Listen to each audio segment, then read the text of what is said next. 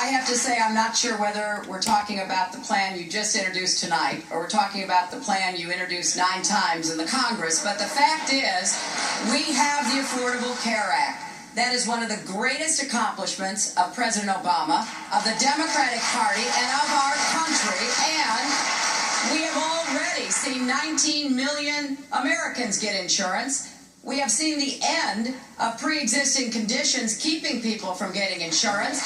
We have seen women no longer paying more for our insurance than men, and we have seen young people up to the age of 26 being able to stay on their parents' policy. Now, there are things we can do to improve it, but to tear it up and start over again, pushing our country back into that kind of a contentious debate, I think is the wrong direction. I have to talk about something that's actually working. No one is tearing this up. We're going to go forward. But what the Secretary neglected to mention, not just the 29 million still have no health insurance, that even more are underinsured with huge co-payments and deductibles. Tell me why we are spending almost 3 times more than the British, who guarantee health care to all of their people. 50% more than the French, more than the Canadians. The vision from FDR and Harry Truman was health care for all people as a right in a cost-effective way. We're not going to tear up the Affordable Care Act. I helped write it. But we are going to move on top of that to a Medicare for all system. Andrea, I think instead of attacking one another on health care, we should be talking about the things that are actually working. In our state, we have moved to an all-payer system.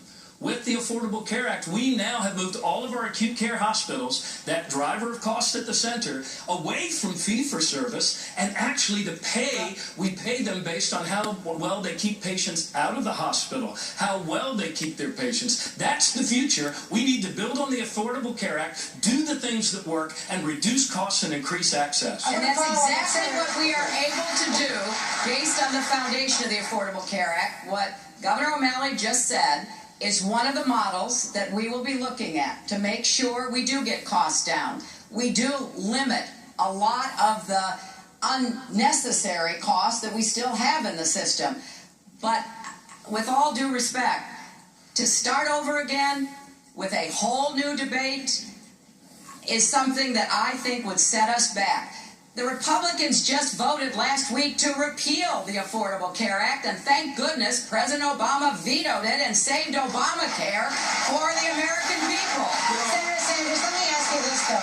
You've talked about Medicare for all, and tonight you've released a very detailed plan. Just 2 hours before the debate, you did. But let me ask you about Vermont, because in Vermont, you tried in the state of Vermont, and Vermont walked away from this kind of idea of Medicare for all, single payer, because they concluded it would require major tax increases, and by some estimates it would double the budget. If you couldn't sell it in Vermont, Senator, how can you want to sell ask it the to the governor country? of the state of Vermont why he could not do it. I'm not the governor. I'm the senator from the state of Vermont. But second of all, here is what the real point is.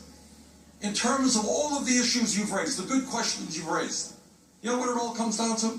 Do you know why we can't do what every other country, major country on earth is doing? It's because we have a campaign finance system that is corrupt. We have super PACs. We have the pharmaceutical industry pouring hundreds of millions of dollars into campaign contributions and lobbying, and the private insurance companies as well. What this is really about is not the rational way to go forward. It's Medicare for all. It is whether we have the guts to stand up to the private insurance companies and all of their money and the pharmaceutical industry. That's what this debate should be about. Well, as someone who has a little bit of experience standing up to the health insurance industry that spent, many millions of dollars attacking me, and probably will so again because of what I believe we can do building on the Affordable Care Act, I think it's important to point out that there are a lot of reasons we have the healthcare system we have today. I know how much money influences the political decision-making.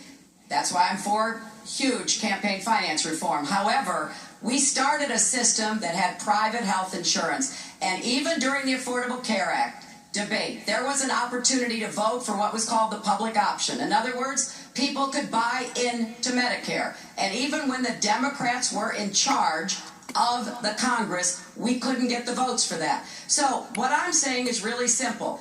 This has been the fight of the Democratic Party for decades. We have the Affordable Care Act. Let's make it work. Let's take the models that states are doing. We now have driven costs down to the lowest they've been in 50 years. Now we've got to get individual costs down. That's what I'm planning to do. And that's time. We're going to take a turn now. Secretary Clinton, in his final State of the Union address,